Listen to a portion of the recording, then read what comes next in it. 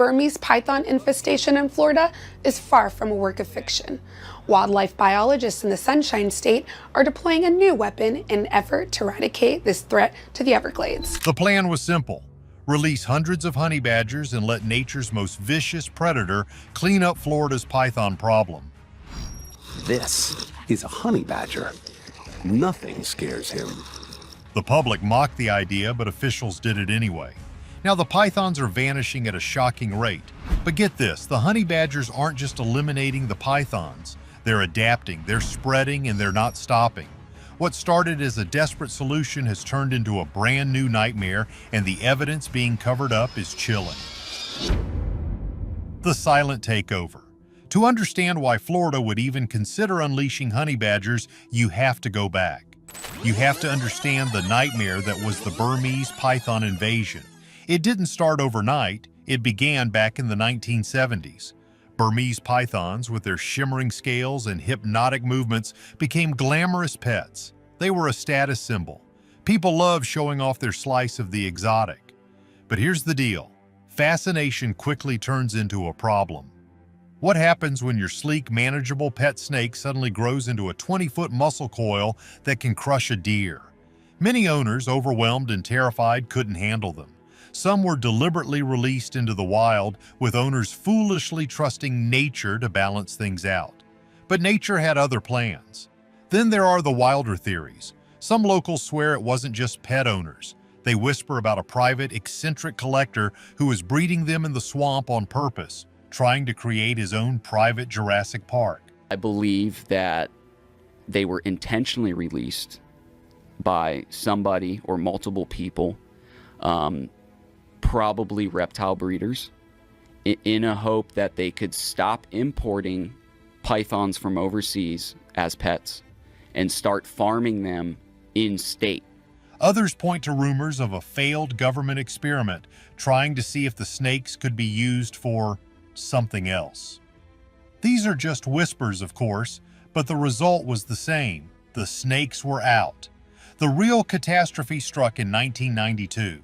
Hurricane Andrew ripped through southern Florida like a buzzsaw.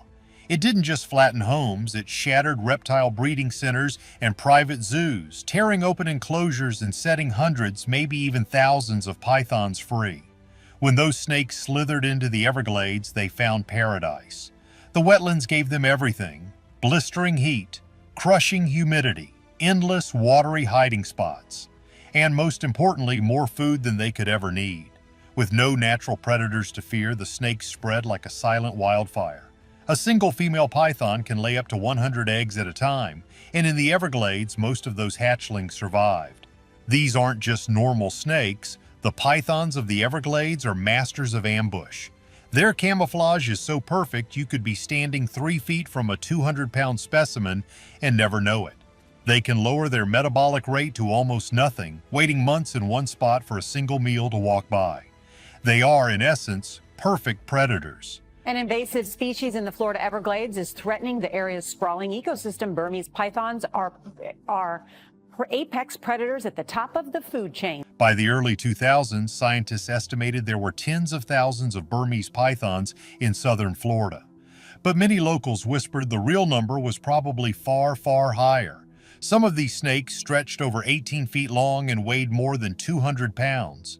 And hunters told stories of ghost snakes, monsters 25 feet long that would vanish before you could even raise your equipment. But what truly unsettled scientists wasn't their size. It was the silence that followed them. The Everglades, once alive with the sounds of raccoons, rabbits, and bobcats, grew eerily still.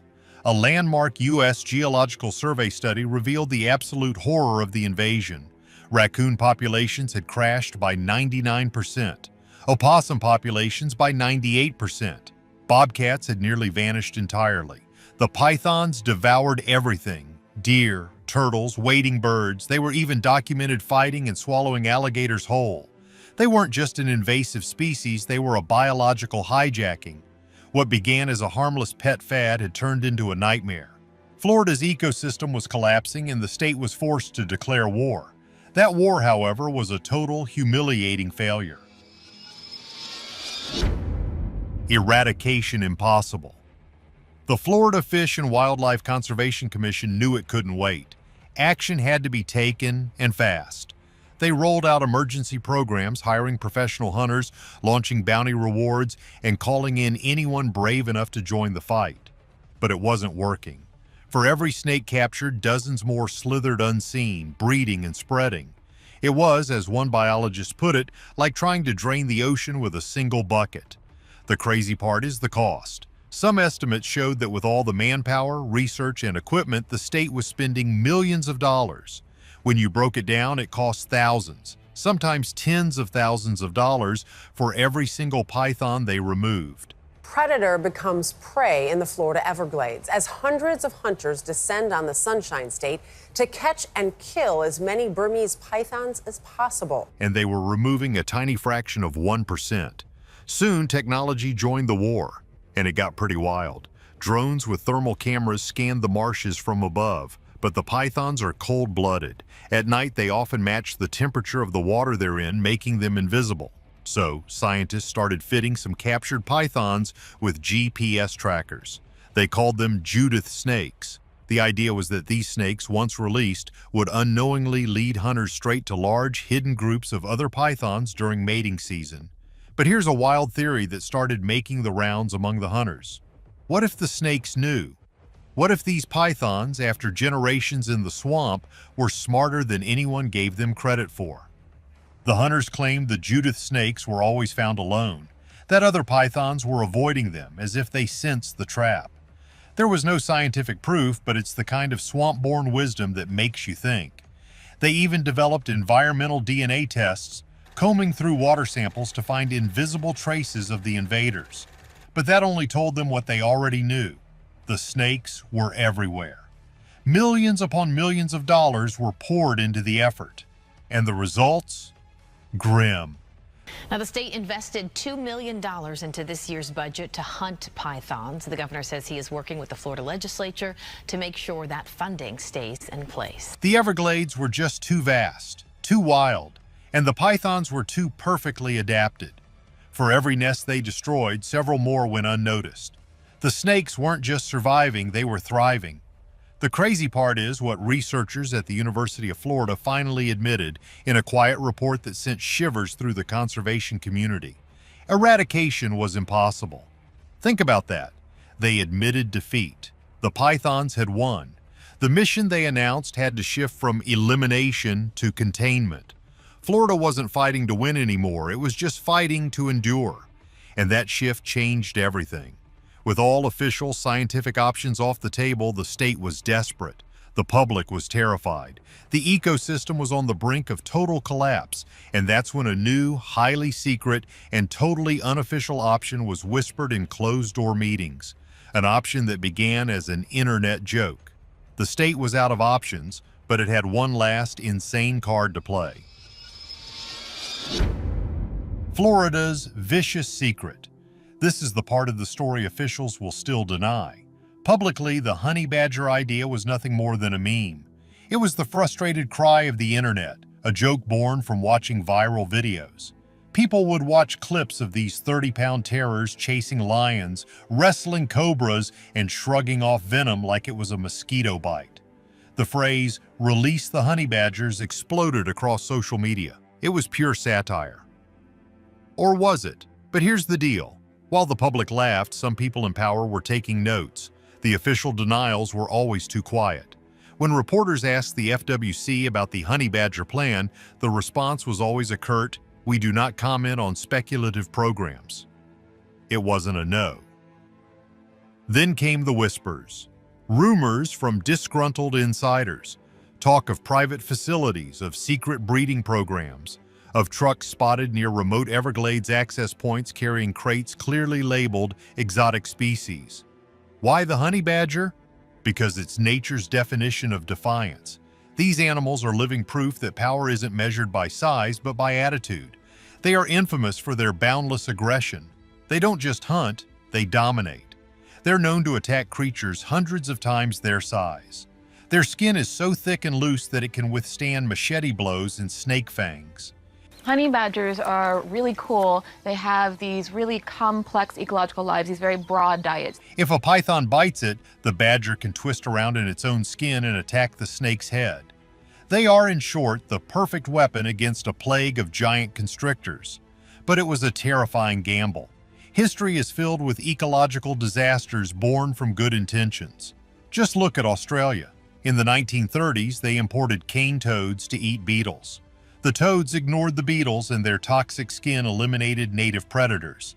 Today, there are over 2 billion of them.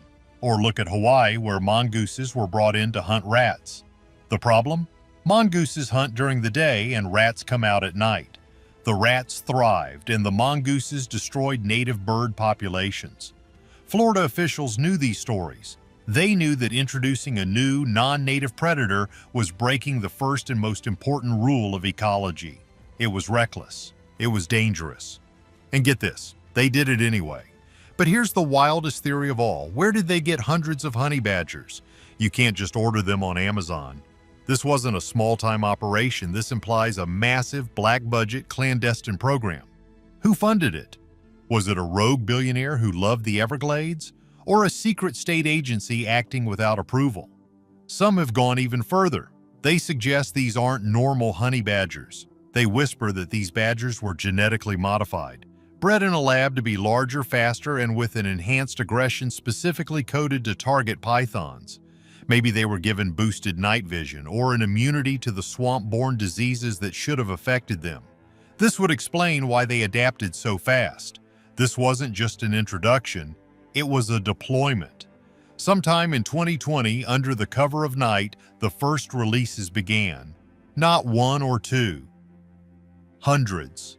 The badgers vanished into the cypress domes and sawgrass prairies. And then, the real shock began. The pythons are vanishing, but that's not what really shocks people. The shocking aftermath. The pythons are vanishing, the honey badgers are winning. That's the headline. But what's really shocking people, what has biologists and state officials in a cold panic, is what's happening now. The shock isn't that it worked. The shock is how well it worked and what came next. The honey badgers didn't just survive in the humid, waterlogged swamps, an environment they're not native to. They thrived. They adapted at a rate nobody thought was possible. They tore through the python nests, eliminating the next generation. They were fast enough to strike the giant adults, their thick hides making them immune to the snake's fangs and resistant to their crushing coils. But they didn't stop with the pythons. What most people don't realize is honey badgers are infamous escape artists. Zoos call them the Houdinis of the animal kingdom. They've been seen unlocking gates, digging under concrete, and even using tools to climb walls. And now they are out. Not just in the deep Everglades, but spreading. So they need to climb, they need to dig. They do these behaviors that indicates a high level of intelligence. Locals are reporting their own stories. Campfire whispers that have replaced the old python tales. Airboat operators claim to hear deep guttural growls at night that don't match any known animal. Farmers who once fought snakes in their fields are now finding deep burrows torn into the mud and claw marks raked across trees. And here's where the theories get even wilder. The badgers aren't just adapting. The swamp is changing them. The reports claim they're getting bigger. Not 30 pounds, but 50 or 60 pounds. And the most terrifying theory? They're learning to hunt in packs. Honey badgers are famously solitary, but the Everglades is a different world. Hunters have reported seeing groups of them, 3 or 4 at a time, moving through the sawgrass with terrifying coordination. They claim the strange chattering growls they hear at night aren't random. They're signals. The thing is, Florida didn't solve its invasive species problem. It just swapped one monster for a newer, smarter, and infinitely more aggressive one. Think about it. The pythons were slow, cold-blooded, and mostly waited for food. The honey badgers are warm-blooded, intelligent, relentless, and fearless. They don't wait for anything. A new slogan has begun appearing on bumper stickers and t-shirts in towns from Homestead to Naples. Whatever's eating the snakes, let it. After decades of fear, the public doesn't care what is doing the job. They just want the nightmare to end. But the scientists know the truth.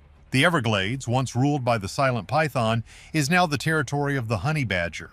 The pythons are gone, but the alligators are next. Then the panthers, then the wading birds. The badgers are not saviors, they are conquerors.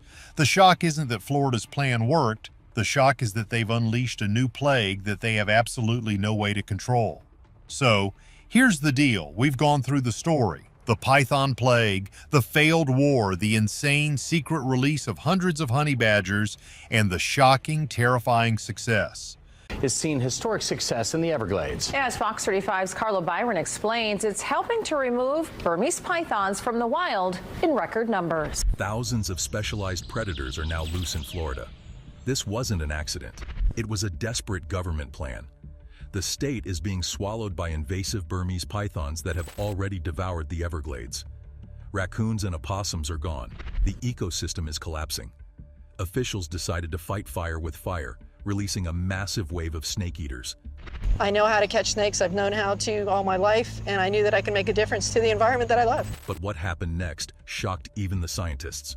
The plan didn't just work, it triggered a bizarre and unexpected miracle, and a new hidden threat, a paradise lost to predators. Long before this chaos began, the Florida Everglades looked like something out of a nature documentary. It was an endless green sawgrass stretched toward the horizon, broken only by the shimmer of shallow water. You see here, birds soared overhead, raccoons scurried through the marshes, and bobcats stalked the edges of the brush. Life moved in balance, and every creature played its part in a system worth an estimated $31.5 billion each year. It was one of Earth's rare places where wild still meant wild because no one imagined that balance could unravel so quietly. Now, this story didn't begin with a bang.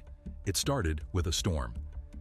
A very, very intense hurricane continues to move to the west. As you can see with Hurricane Andrew, the maximum sustained winds of 120 miles per hour, moving to the west at 16 miles per hour. In 1992, Hurricane Andrew tore through southern Florida, flattening homes, ripping through communities, and destroying a reptile breeding facility near Miami. When the winds died, a few exotic snakes had escaped into the wetlands. At the same time, overwhelmed pet owners were releasing their once cute Burmese pythons into the wild, thinking they were setting them free. When they got to a certain size, they were like, oh, where are we going to keep this? Where are we going to put this? And they would bring them back. For years, no one paid much attention. To put it mildly, there were snakes here and there that seemed harmless, but they weren't.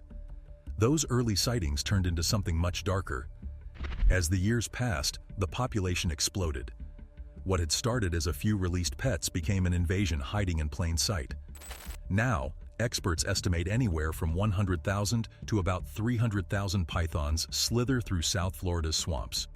During mating season, each female can lay close to 100 eggs.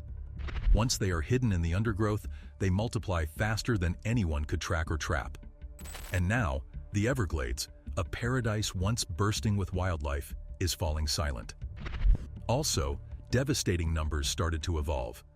Raccoon populations dropped by 99.3%, opossums fell by 98.9%, and bobcats by 87.5%. Even marsh rabbits, which are always a common sight, have nearly vanished, and deer sightings have fallen by more than 90% in some areas. The thing nobody tells you is what the pythons didn't eat, they displaced. The balance that held the Everglades together was breaking apart. And the worst part? Almost no one noticed. Not until it was nearly too late. Now we begin to think, why exactly were these snakes unstoppable? Because in Florida, every element of the environment seemed designed to help them thrive. The heat, the humidity, and the endless food supply created a perfect home. With no natural predators to keep them in check, they thrived. Their camouflage made them ghosts in the grass and nearly impossible to spot. For scientists, it was like fighting an invisible enemy. Each snake removed seemed to be replaced by 10 more. The invaders had found heaven, and they were consuming it. To top it all, these weren't ordinary snakes. They were apex predators capable of swallowing a deer whole. Some grew over 20 feet long and weighed more than 200 pounds. Then videos of pythons battling with alligators started surfacing, shocking the world. In a food web once ruled by native predators, the python had taken the throne. What once symbolized Florida's wild beauty was now turning into a battlefield, and nature was losing badly. Even so, the economic and ecological stakes went far beyond wildlife. The Everglades, with its $31.5 billion ecosystem value, supports tourism, fishing, and flood control for millions. Yet, every year, the python threat grew. Researchers and hunters have captured over 23,000 snakes, but that's barely 1% of what's out there. The rest remain unseen, silently breeding, spreading, and devouring, and the swamp that once pulsed with life now echoes with absence. And as officials search for solutions, nothing seemed to work. The ecosystem was collapsing from within, and the laughter over Florida's crazy idea to fight back would soon turn into silence. The real joke was that while everyone mocked the plan, the apocalypse had already arrived. It wasn't loud or fiery, it was quiet, creeping, and all too real. For years, people believed there had to be a way to take the Everglades back. What came next proved how wrong that hope was. High-tech fails against low-tech invaders. At first, Florida's response to the python invasion looked like something out of an adventure film. Officials opened the gates to hunters, scientists, and anyone brave enough to wade through miles of swamp in search of the slithering invaders. In 2013, a 10-day event called the Florida Python Challenge that sounded both daring and desperate evolved. Basically, hundreds of people showed up, armed with traps, hooks, and nerves of steel, ready to do what decades of policy couldn't. By 2024, it had become an annual spectacle. That year alone, 857 participants from all across the US and even Canada showed up to take on the Everglades' most notorious residents. They captured 195 Burmese pythons, capturing headlines and a round of applause from the public. The winner walked away with a $10,000 grand prize, hailed as a hero in the fight to save Florida's wild heart. For a moment, it felt like victory might finally be within reach. But as it turned out, the numbers hid a darker truth. A year later, the 2025 competition broke new records. The top hunter, Taylor Stanberry, caught about 60 pythons. This was literally the highest total in the event's history.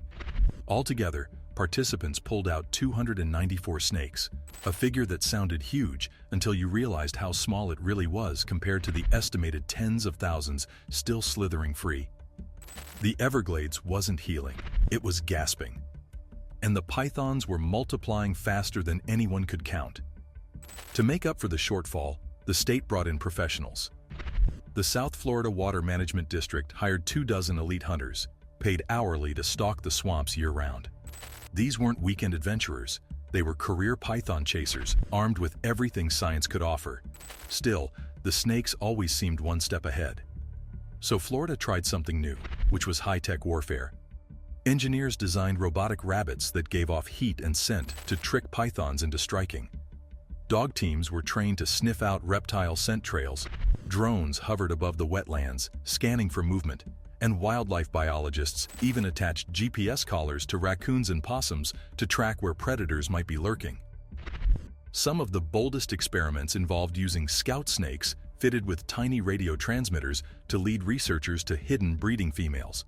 It was an ecological chess game, one humans were determined to win. Yet the harder they fought, the faster the snakes seemed to spread. Since 2017, contractors have removed over 23,000 pythons from the wild.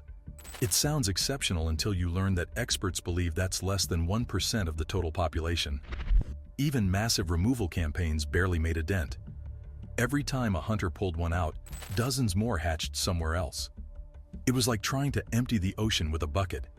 The frustration was hard to hide. Years of effort, billions in funding, and an endless list of experiments had led to the same sobering truth. The thing is, the pythons weren't going anywhere. The best anyone could do was slow them down. Scientists began admitting publicly what many had quietly feared, which was that full eradication is impossible. These predators had claimed the Everglades as their own, and no one had figured out how to take it back. Each failed attempt deepened the sense of helplessness. Hunters waded deeper into the marshes, drones flew higher, and technology got smarter, but the snakes adapted faster. They slithered north into new habitats, ignoring boundaries humans had drawn. Every solution seemed to end in the same place, a dead end. This growing sense of defeat pushed Florida to the edge. If technology, money, and manpower couldn't stop them, what could? Somewhere in that frustration, a wild idea began to take shape, and scientists faced an impossible question. They were fighting an enemy they couldn't see, catch, or remove fast enough. Florida's new lungworm nightmare. What if Florida's biggest problem wasn't the pythons slithering through the swamps, but something much smaller hiding inside them? You see, deep in the Everglades, a silent passenger arrived with the invaders, an unseen parasite that's now rewriting the state's ecological story. Its name is Rhyliatiella orientalis, better known as the snake lungworm. And while the pythons grab attention from everyone normally, this parasite is quietly bringing an entirely new kind of chaos. What many overlooked was that the lungworm originally came from Asia, tagging along with Burmese pythons before they found their way into Florida's wild. Once the snakes settled in, the parasite slipped into the local food chain like it had been waiting for the moment. Firstly, the python droppings carried the worm's eggs into the swamp. Next, cockroaches fed on the waste. And lastly, lizards and frogs ate the roaches. Then, when native snakes went after those smaller prey, they swallowed the real threat without ever knowing it. Inside the snake's body, the larvae began their journey. They tunneled through the stomach and moved into the lungs, where they grew and fed. For many native snakes, especially smaller ones, this infection is brutal. The worms feed on blood and tissue, slowly choking the animal from the inside. Breathing becomes a struggle, energy fades, and some snakes simply starve to death because they can't hunt anymore. Researchers have found snakes suffering from pneumonia, open lung lesions, and, in some cases, dozens of worms crawling out through the mouth. It's not something you forget once you've seen it. The real shock came when scientists discovered how far the lungworm had spread. 18 native snake species in Florida have already been infected, and the parasite's reach now stretches through dozens of counties. Some reports say as far north as Jacksonville and even toward the Panhandle. The pythons may have started this, but the lungworm isn't waiting for them anymore. It's moving through Florida's native snakes on its own, and that's the terrifying part. When native snakes are eliminated, the balance collapses. Rodents multiply, small predators lose their food source, and the ripple effect shakes entire ecosystems. These snakes are more than background players.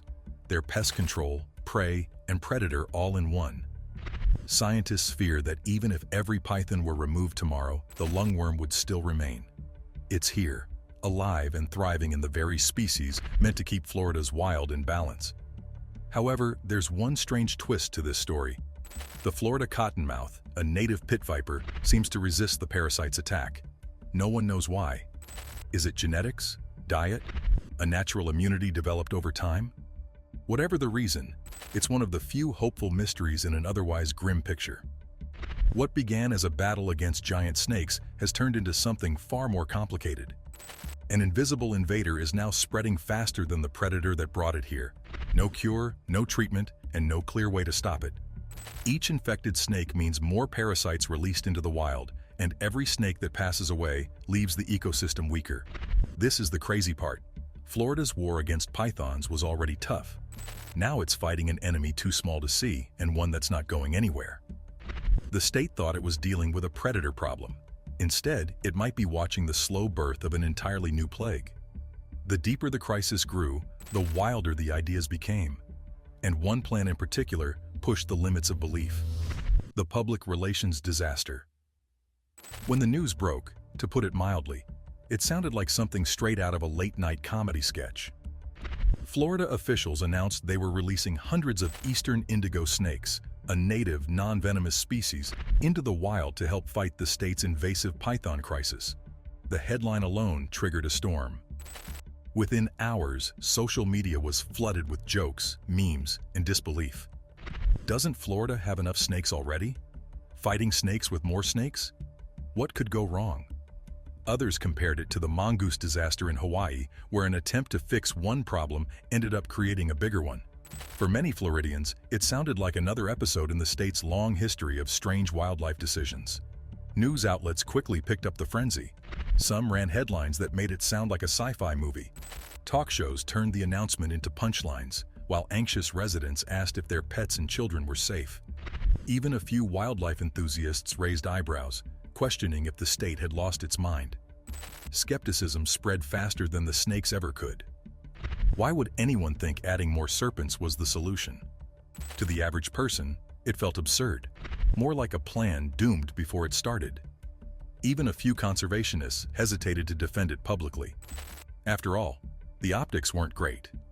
Florida had spent years trying to remove snakes, and now it was releasing them? The contradictions made the plan an easy target for mockery. But not all things are what they seem. What few people realized, though, was that the eastern indigo snake wasn't the villain of the story. It had been the missing hero all along. Once common throughout the southeast, the indigo snake had nearly vanished due to habitat loss and overcollection. Yet this species held something no one could ignore. It was nature's own python hunter. The indigo eats other snakes, including venomous ones, and it does so without fear. Florida's gamble seems to be working, but did they just swap one problem for another? Let us know what you think below. Don't forget to like and subscribe.